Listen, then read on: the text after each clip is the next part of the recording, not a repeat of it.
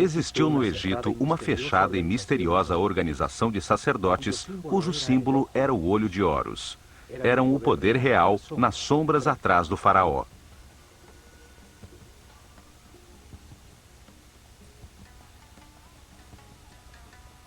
Foram os herdeiros de sacerdotes sobreviventes do ciclo anterior da humanidade que viram no dilúvio uma oportunidade para orientar a humanidade em direção a um destino mais alto e estruturar uma sociedade dedicada ao aperfeiçoamento espiritual.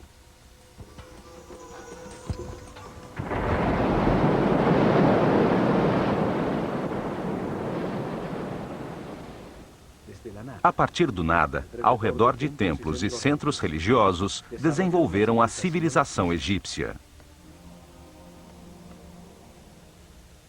E nos templos concentraram o conhecimento, o poder, a riqueza material e espiritual.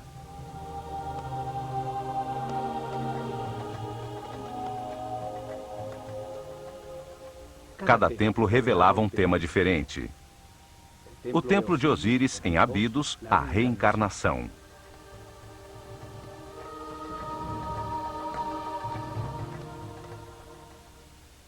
O templo de Kom-Ombo, a dualidade.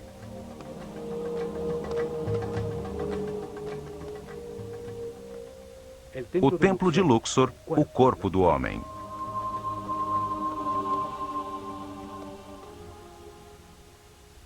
O templo de Hathor, em Denderah, a gestação.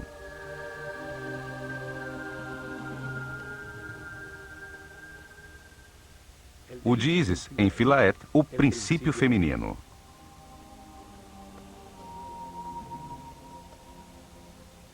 Cada templo ampliava o conceito do processo evolutivo. O templo de Horus, em Edfu, revelava a existência da iluminação.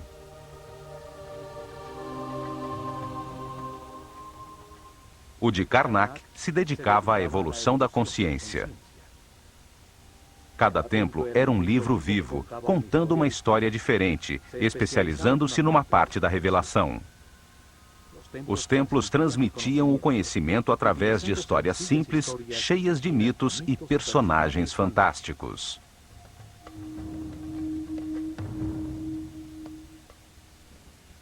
Revelavam informações utilizando uma história fantástica, uma parábola com ensinamentos, um mito cheio de personagens simbólicos que explicavam a vida como parte de um processo de aperfeiçoamento. Cada personagem representava uma força que moldava o caráter, que levava a agir de uma maneira específica, produzindo como resultado uma ação vital que aperfeiçoava.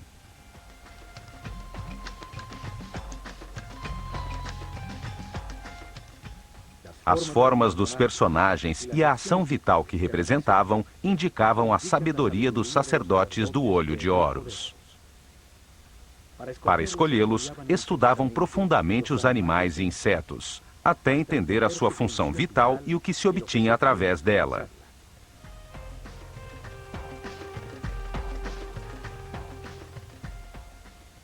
Depois, escolhiam um animal que melhor representasse uma ação vital e o combinavam com um homem, num símbolo gráfico muito simples.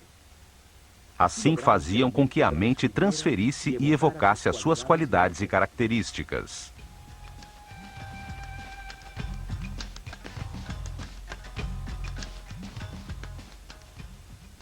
Um homem com cabeça de falcão convertia-se num ser que tudo vê, como um pássaro que evoca a liberdade e a leveza do espírito.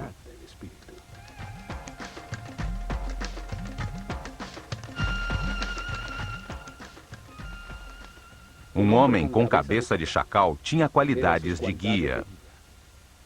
Outro com um sol sobre a cabeça indicava a sabedoria que irradiava, o alto nível de evolução da sua consciência.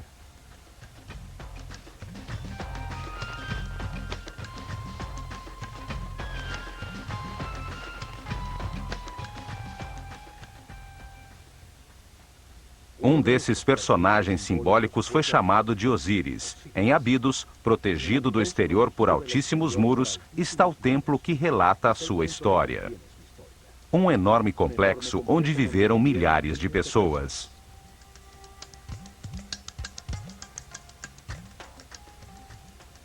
Neste programa, veremos o que este templo revelava.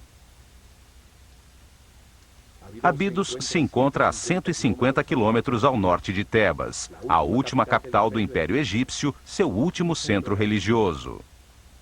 Por volta do ano 1300 a.C., Sete I e seu filho Ramsés II construíram um templo dedicado a revelar a existência da reencarnação. O templo era formado por 2 pátios fechados,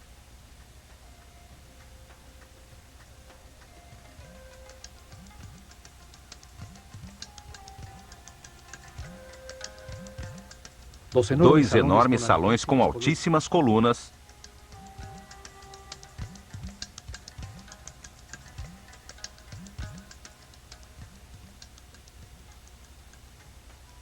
sete santuários e uma série de câmaras e áreas de serviço.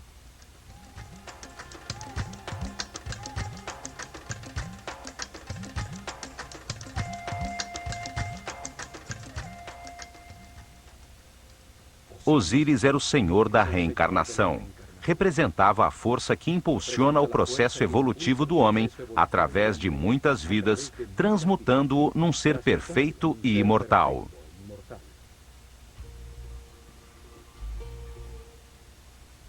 Neste templo, os sacerdotes do Olho de Horus revelaram que a reencarnação é um processo evolutivo criado por Deus para permitir que o homem compreenda a evolução do universo.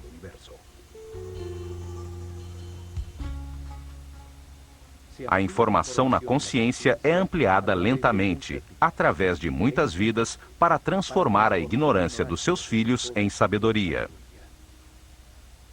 Um processo que converte espíritos inocentes em seres experientes, que entendem a razão da sua existência.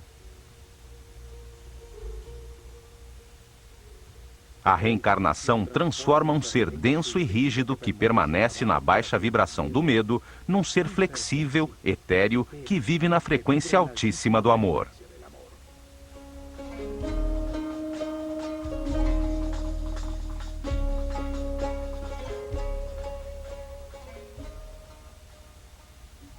Aos poucos, a sucessão de vidas transforma um homem animal num ser sábio e respeitoso, capaz de manipular imensos poderes com responsabilidade. Um super-homem. O processo de aperfeiçoamento se realiza na Escola Universal dos Contrastes, uma realidade de opostos, polarizada e dual, de luz e escuridão, de matéria e espírito, de sofrimento e felicidade. O contraste permite comparar as partes antagônicas. As situações opostas permitem diferenciar e compreender qual é a verdade que leva ao aperfeiçoamento espiritual, à paz e à harmonia. Esta porta só se abria 4 vezes por ano. 4 dias significativos que uma sociedade orientada e regida pelos astros demonstrava através de sua arquitetura seu conhecimento dos movimentos do Sol. Esses dias de equinócios e solstícios definiam os ciclos climáticos da Terra. As 4 esquinas do Sol marcavam as mudanças de estação, a enchente do Nilo, o tempo do plantio e da colheita.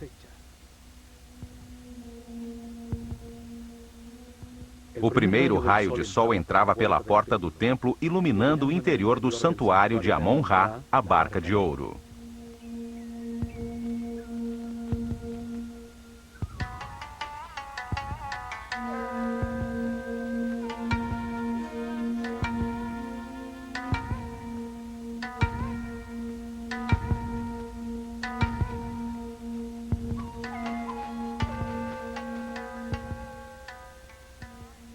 A nave simbolizava o caminho da consciência na Terra, o do Sol nos céus, a causa dos dias e dos anos num universo que nunca se detinha.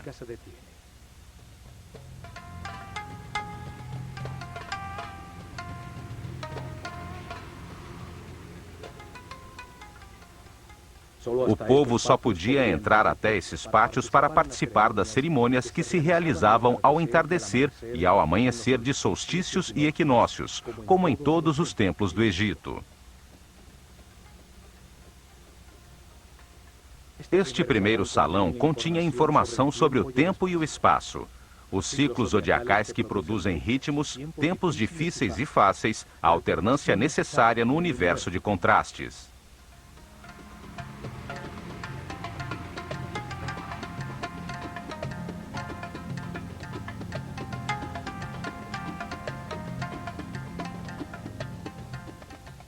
É nesse mundo de ciclos que o espírito encarna repetidamente para sentir na própria pele situações que lhe permitam compreender quais são os valores que estruturam o universo.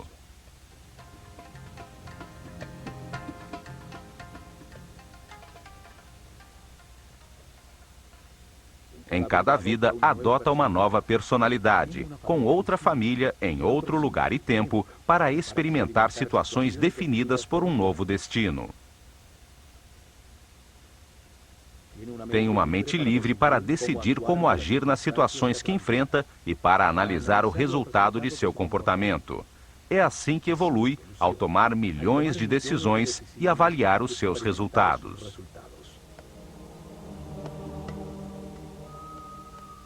Curiosamente, numa dessas vergas, há uns símbolos muito estranhos, que chamaram a atenção por sua semelhança com helicópteros e objetos voadores. Milhares de histórias se teceram querendo explicar o seu significado. Há os que dizem que nessas vergas foram escritas mensagens para os homens do futuro.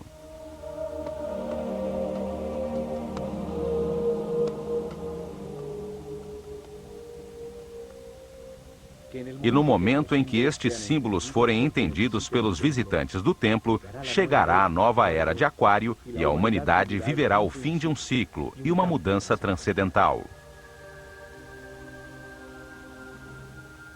36 colunas sustentam o alto teto do salão seguinte, dedicado à ordem universal, ante as 7 capelas que arrematam o templo.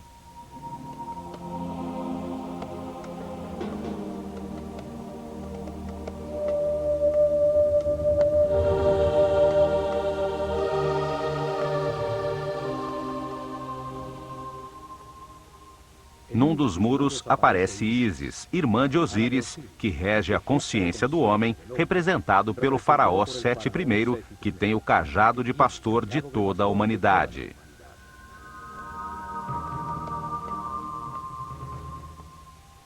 Dá o sopro de vida, o instante divino em que o espírito encarna num corpo, para encontrar verdades sobre o universo, ao compreender os resultados de suas decisões na vida. Em cada vida se tem um novo corpo que obedece às decisões da mente e envia permanentemente informação do mundo exterior através dos sentidos e terminações nervosas. Vida após vida, o homem experimenta uma série de circunstâncias ao se relacionar com outros seres. Os acontecimentos difíceis são a lição que veio aprender, o destino que lhe corresponde.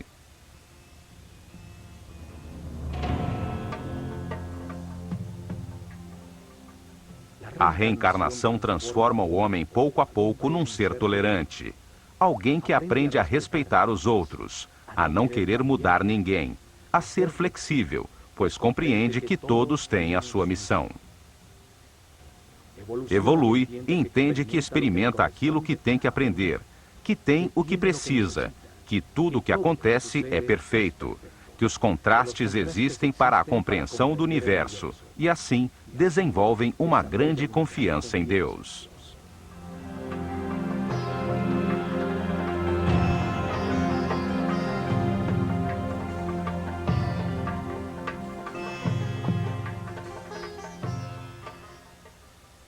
Transformam o sofrimento em paz, a intolerância em respeito, a agonia em harmonia. Encontra a felicidade. Assim, eleva sua energia vital, alcança sentidos e poderes e torna-se um ser invulnerável.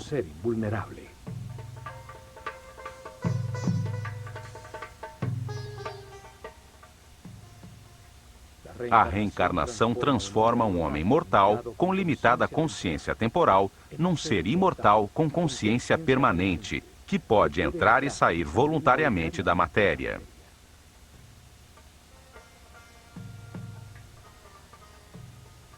O homem tem mais que uma vida. A morte é apenas uma porta para mudar as circunstâncias e receber outro destino.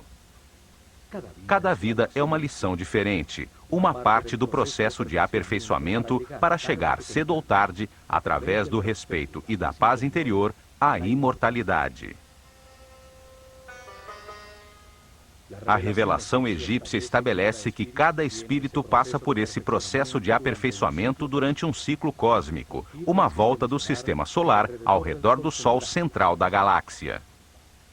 Durante esse período de tempo, 25.920 anos, o planeta Terra passa por cada uma das 12 constelações das estrelas que formam os 12 signos zodiacais na abóbada celeste.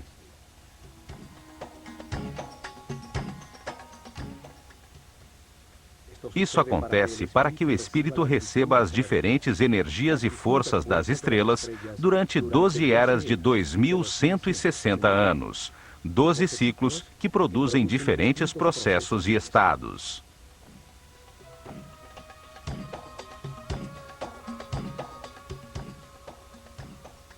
Durante essa volta, o espírito reencarna umas 700 vezes em diferentes corpos, lugares, tempos, circunstâncias, condições e personalidades. Durante essas vidas, ascende do primeiro ao 7º nível de consciência.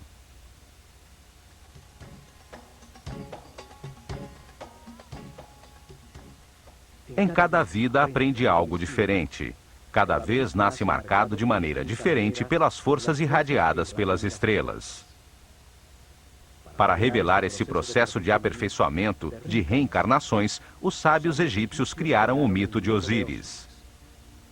Uma história com duas forças opostas que se manifestavam na mente e no universo polarizado para permitir a evolução. A mente do homem, influenciada pela tensão entre essas duas forças fundamentais, decide comportamentos e ações que produzem resultados com os quais se aprende. O sofrimento permite entender a felicidade. A angústia permite entender a paz.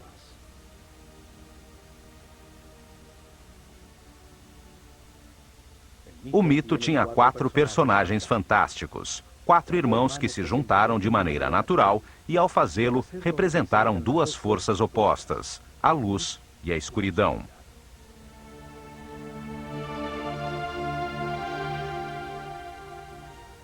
Osíris e Ísis representam a força da luz, que impulsiona o homem à espiritualidade, à harmonia, a avançar para aperfeiçoar a consciência. São o motor das reencarnações.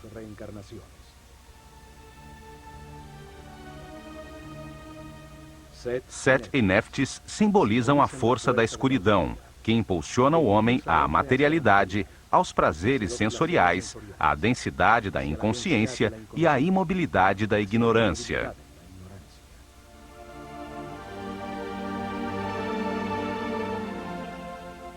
Osíris é a força ativa masculina.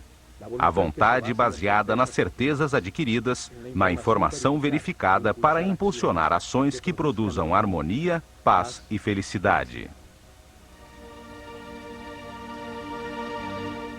A forma simbólica de Osíris é a de um homem envolto em faixas, um espírito envolto pelo corpo. Tem uma coroa branca, a consciência em formação sobre a sua mente, com 2 plumas laterais, as 2 forças polares do universo, a dualidade contraditória que lhe permite comparar para compreender a verdade.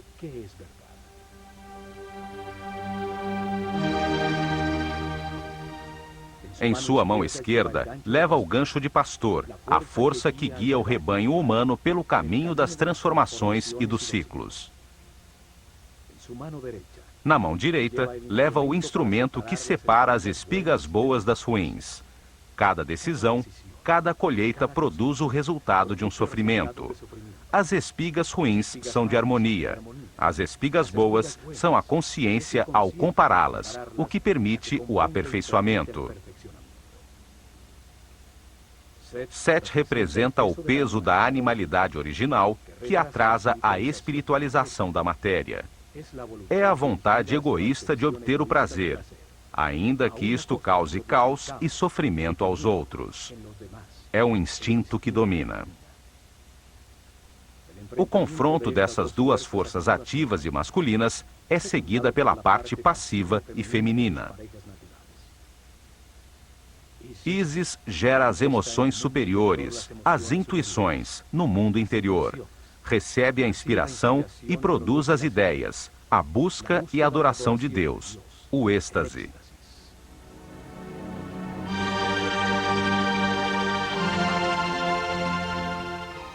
Néftis recebe as sensações e os desejos gerados pelo corpo. Gera a análise elementar perceptiva do mundo exterior através dos sentidos.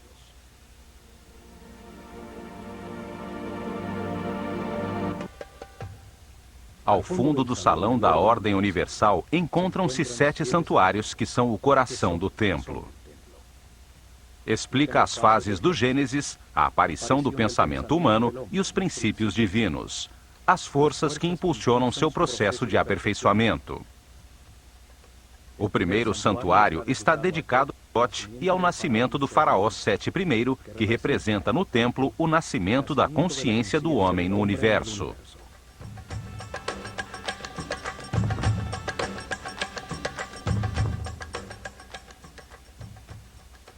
A primeira é a cena simbólica. O sumo sacerdote da escola de Horus, coberto com a pele de um jaguar, a força da animalidade original abandonada, ajuda no nascimento do faraó Sete I. Nasce a consciência que pode participar da evolução do universo.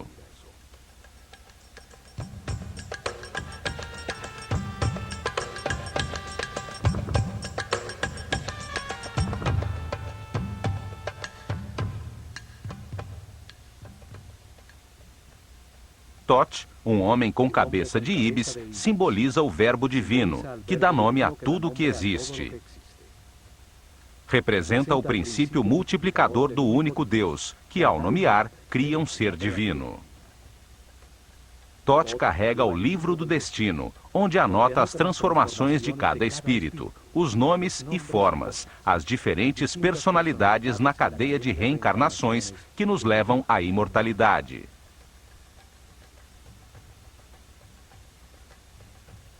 Cada espírito recebe um corpo, um nome. Neste caso, Sete I, uma personalidade temporal como faraó, determinada pelo ciclo e pelas circunstâncias, onde cumprirá seu destino temporal de aprendizagem. Thoth escreve em seu livro o nome dentro de um laço, chamado cartucho egípcio. Cada laço tem um nó na sua base e representa uma das vidas temporais do Espírito Eterno. O nome é a vibração da palavra divina que dá forma ao corpo e define a personalidade temporal do espírito encarnado. Em cada vida tem-se um nome diferente. É uma lição de cada vez. O destino define as circunstâncias que são necessárias viver para que se aprenda. Thoth é o escrivão dos céus. Arquiva a lição que o espírito encarnado deve aprender no livro do destino e, no momento da sua morte, escreve os sucessos obtidos. Ele é o ser responsável pela palavra. É o inventor da linguagem, da escrita e do intelecto que retém, compara e analisa. Ao lado de Thoth está Seshat, com a sua coroa de 7 pétalas. 7 é o número do processo. 7 são os níveis da mente do homem. Ela escreve na matéria o nome do faraó, dando lugar a seu atual ciclo temporal.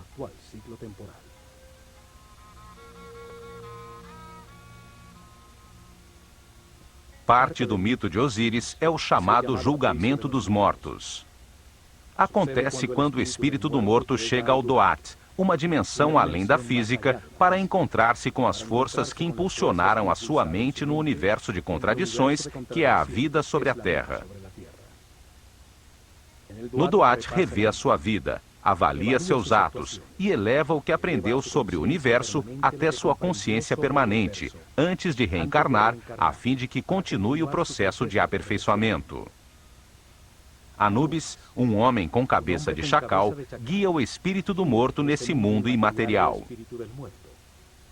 O chacal simboliza a força guia. Os egípcios perdidos no deserto reencontravam a civilização seguindo as suas pegadas.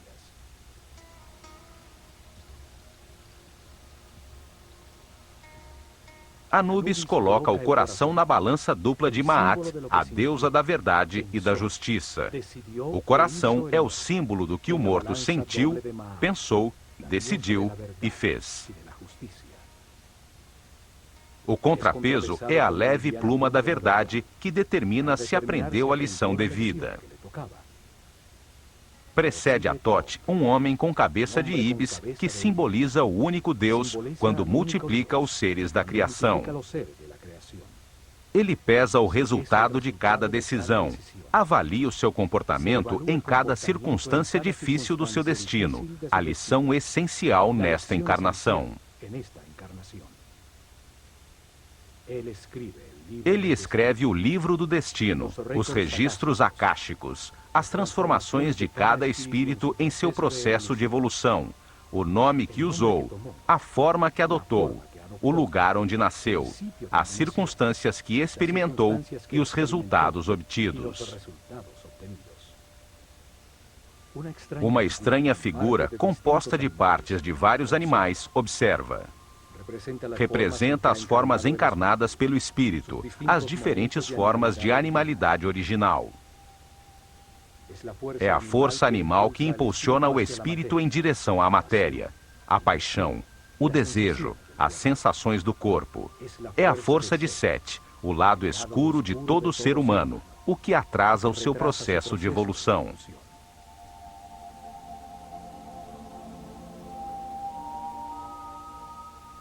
O espírito eleva as compreensões verificadas por sua personalidade temporal até sua parte eterna e recebe de Thoth um novo destino, uma nova lição e uma nova vida para viver.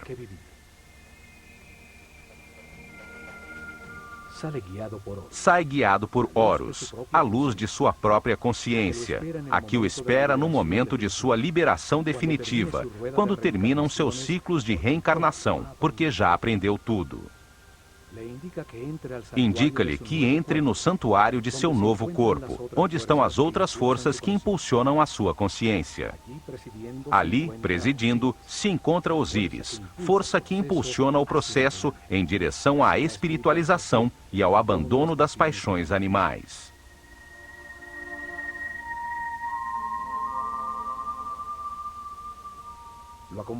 Está acompanhado de Ísis e Néftis, suas conexões com as sensações e emoções do corpo que ocupa nesta nova vida em que acaba de nascer.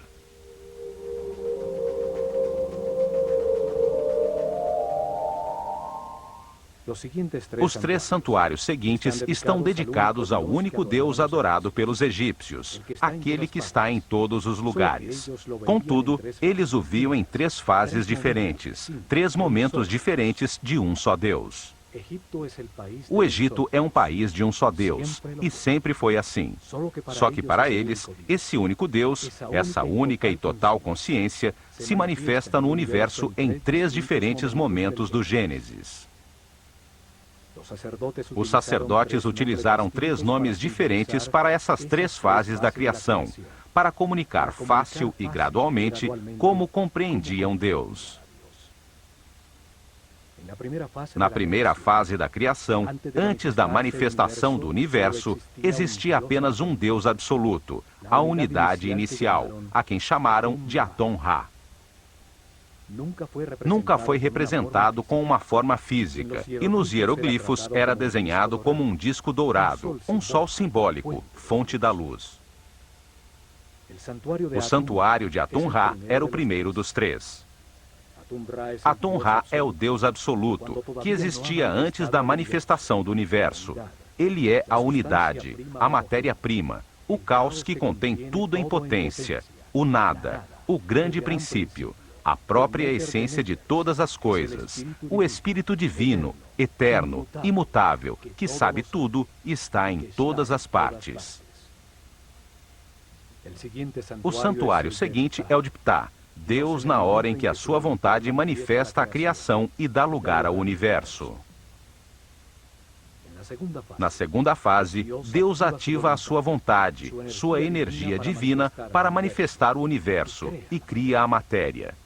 Esse Deus que cria o universo foi chamado de Ptah. Nos escritos sagrados está representado por um homem envolto em faixas, que segura um bastão composto de 3 símbolos. O Ankh, ou símbolo da energia vital criadora, que se manifesta como vida nas pulsações do sistema vascular. A força divina é chave da vida. O Uás, que representa a artéria principal, simboliza o canal por onde flui a energia pelo corpo. Também tem a forma de um bastão que utilizavam no campo para controlar serpentes. O controle da corrente vital, a serpente energética, o Kundalini que sobe pela coluna vertebral. O Djed, que simboliza o eixo de crescimento e desenvolvimento de todo ser vivo, a coluna vertebral que estrutura todos os seres, dando forma aos diferentes corpos. O bastão de Ptah tem, portanto, uma profunda simbologia referente à energia que gera a vida. Ptah representa o momento em que a vontade ativa de Deus manifesta uma força sobre si mesmo que condensa sua substância original, a que chamamos espírito. Este reage, criando uma força contrária expansiva que põe o universo em movimento. Essas 2 forças contrárias polares produzem momentos de equilíbrio que criam o cosmos, os planetas, a natureza. Os cientistas atuais chamam esse momento de Big Bang. A força que condensa é chamada de força centrípeta. A reação expansiva chamam de força centrífuga. Desde Einstein, se aceita que a matéria seja uma forma de energia, uma coagulação ou condensação de luz. O espírito é considerado a substância original, que por sua própria natureza imprime sobre si mesma uma força que a comprime num volume, na matéria, que é luz com densidade. Ao fazê-lo, gera automaticamente uma força contrária, que tenta soltar-se da forma em que está comprimida, conseguindo como resultado o movimento e o tempo. A terceira e última fase da criação é quando Deus cria o homem à sua imagem e semelhança, com a mesma capacidade de criação e de consciência. O chamaram de Amon-Ra. O principal símbolo de Amon-Ra é sua enorme coroa, que simboliza a consciência que toma forma no mundo dual. Por isso, está dividida em 2 ramos que saem da unidade. Cada ramo tem 7 folhas, 7 níveis por onde passa a consciência, desde o momento em que encarna pela primeira vez no corpo de um homem, até o momento em que se ilumina, livrando-se das limitações materiais. Quando a classe dos sacerdotes desapareceu, o sentido desse símbolo se perdeu. Isso fez com que se acreditasse que praticavam a idolatria, num sistema religioso com muitos deuses. No entanto, o Antigo Egito sempre acreditou em um único Deus. Basta entender o sentido de cada símbolo para revelar a sua aparente complicada teologia e descobrir que é tão simples quanto a sua geografia.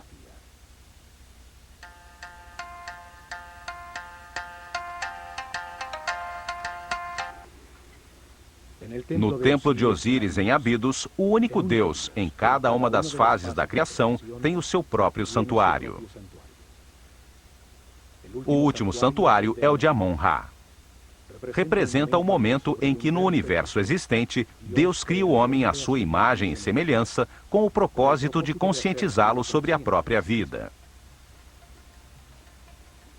Esta é a capela central do templo, dando importância central ao aparecimento da consciência no universo.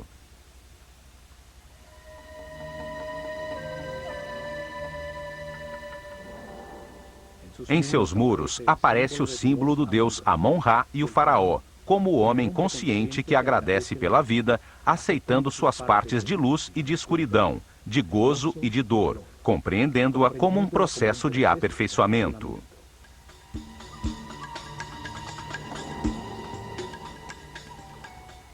Amon-Ra também simboliza de maneira fálica a multiplicação da consciência, com um falo à altura do umbigo, o lugar de onde cresce o homem. Usa sempre alguns dos símbolos sagrados, a chave da vida ou o canal da energia. O universo e sua essência, o homem, evolui até a consciência absoluta. O destino divino do homem é chegar ao passo seguinte da evolução, um ser espiritual e supramental. O faraó envolve Amon-Ra com uma capa transparente, representando o dar forma a Deus na mente do homem, para que compreenda a razão da existência. Aponta com seu dedo para o terceiro olho, ponto reconhecido em muitas religiões e cultos como a porta além do físico. Amon-Ra recebe uma taça em forma de coração que contém o amor e a sabedoria armazenada pela evolução de todos os homens. As 3 capelas seguintes estão dedicadas da seguinte maneira: a primeira a Osíris, a segunda a Ísis e a terceira ao filho de ambos, Horus. Na criação polar que se manifesta como luz e escuridão, Osíris e Ísis representam a luz, o avanço da consciência através dos ciclos de vida, morte e renovação.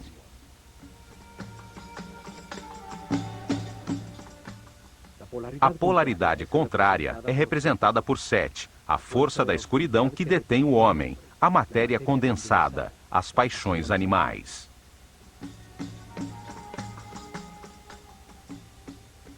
Horus nasce quando a luz triunfa sobre a escuridão. É o filho de Osíris e Ísis. Representa o momento em que cada ser espiritualiza a sua matéria, deixando para trás a sua animalidade original, transformando-se num ser sem limitações, consciente de todas as vidas que viveu. Osíris aparece nos muros de seu santuário com diferentes chapéus simbólicos na cabeça. Momentos distintos do processo de aperfeiçoamento, diferentes etapas e estados adquiridos. O processo de evolução acontece simultaneamente de 2 maneiras. Um processo visível e exterior de evolução física, onde uma forma cada vez mais sofisticada de corpo é mantida e transmitida continuamente através da hereditariedade. E um segundo processo invisível de evolução do espírito através da reencarnação, em direção a graus cada vez maiores de consciência, até chegar o momento do nascimento de Horus no interior de cada homem. Num processo de autotransformação, se abandona a animalidade original, o peso morto da subconsciência corporal e a luz da consciência ilumina tudo. No santuário de Ísis, se explicava aos iniciados a existência de um princípio feminino, capaz de gerar luz. Seu nome significa trono.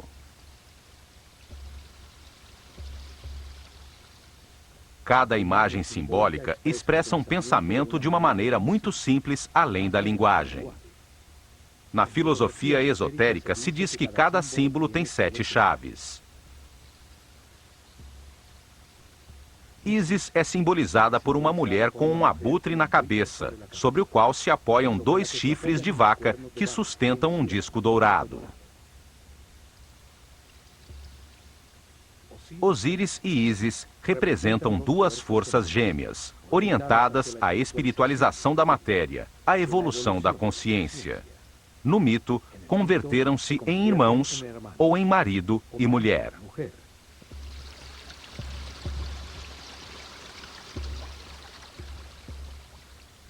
O abutre é um pássaro que voa e que é totalmente dedicado à sua cria. Em seu interior, transforma as substâncias em decomposição, convertendo-as em alimento, em nova vida. A vaca representa o princípio nutritivo. Seus chifres têm a forma da lua, a mãe dos ciclos. Sustentam o disco dourado, a luz do sol, fonte da vida, a luz da consciência.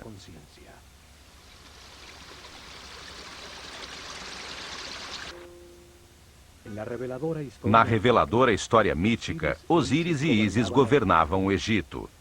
Deram forma às suas leis, foram o instrumento da civilização, ensinando o respeito e a busca de Deus.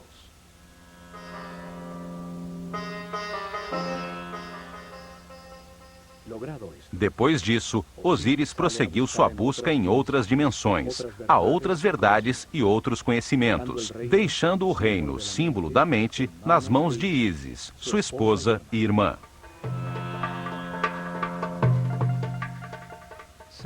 Sete, seu outro irmão, a força animal obscura, queria apoderar-se do reino, da mente do homem e de Ísis, por quem estava loucamente apaixonado. Quando Osíris regressou, Sete, em conspiração com outros 72 nobres, o convidou a um banquete ao qual levou um belo sarcófago talhado na madeira, do tamanho exato de Osíris. Declarou que o daria de presente a quem se ajustasse nele perfeitamente. Um a um, eles experimentaram, e quando Osíris se deitou em seu interior, os conspiradores fecharam a tampa e selaram-na com chumbo. Depois atiraram o sarcófago no Nilo.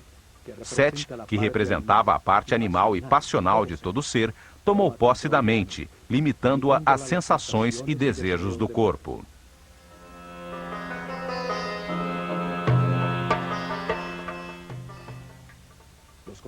Os conspiradores simbolizam as reencarnações que a consciência presa no sarcófago do corpo tem que viver durante um ano cósmico, para transformar a matéria em espírito.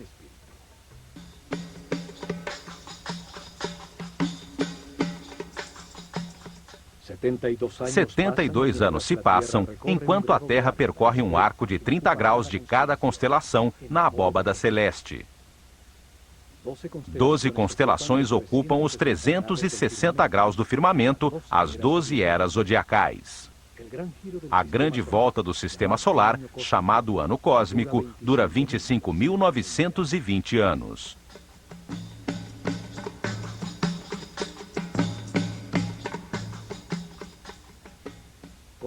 Segundo o mito, o sarcófago com Osíris chegou às costas do Líbano, onde, preso a uns galhos de tamarga, converteu-se numa bela árvore que o contém em seu interior.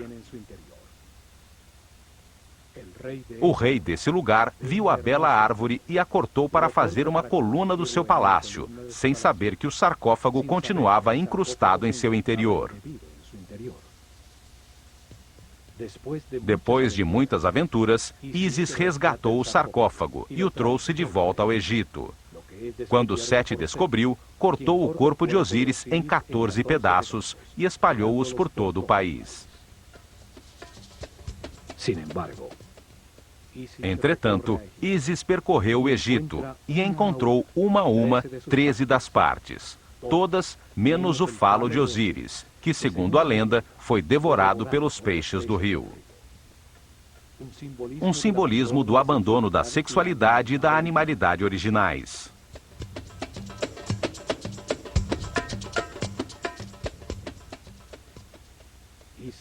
Ísis, ajudada por Thoth, conseguiu unir os pedaços do corpo de Osíris e teve uma comunhão espiritual com seu marido. Ela ficou impregnada de sua essência e engravidou de Horus.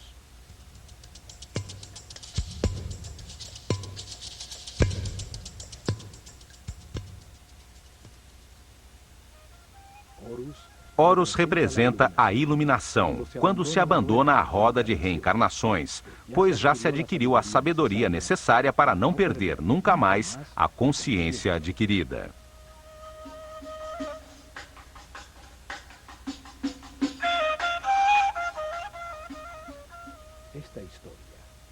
Esta história simboliza a evolução, o processo do espírito do homem, desde a primeira vez que encarna num corpo, até que depois de muitas vidas, através das emoções superiores, da inspiração e da intuição, alcança a iluminação e a sabedoria para sempre.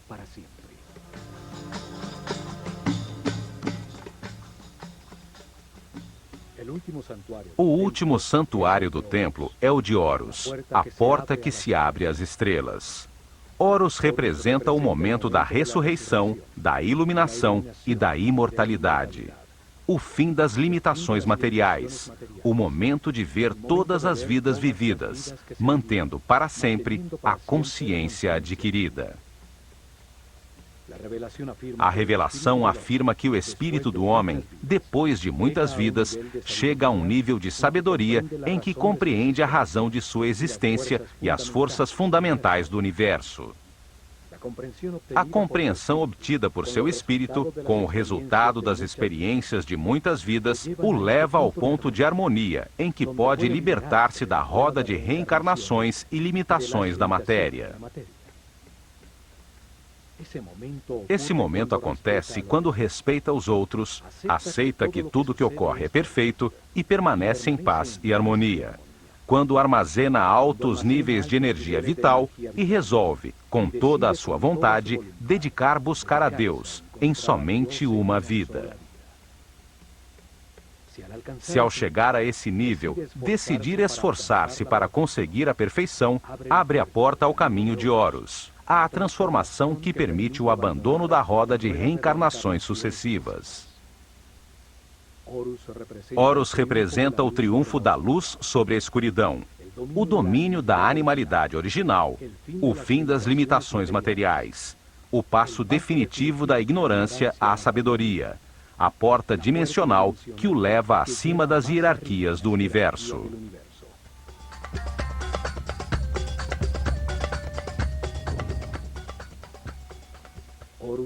Horus é simbolizado por um falcão dourado que tudo vê, que voa livre como um espírito, por cima das circunstâncias materiais.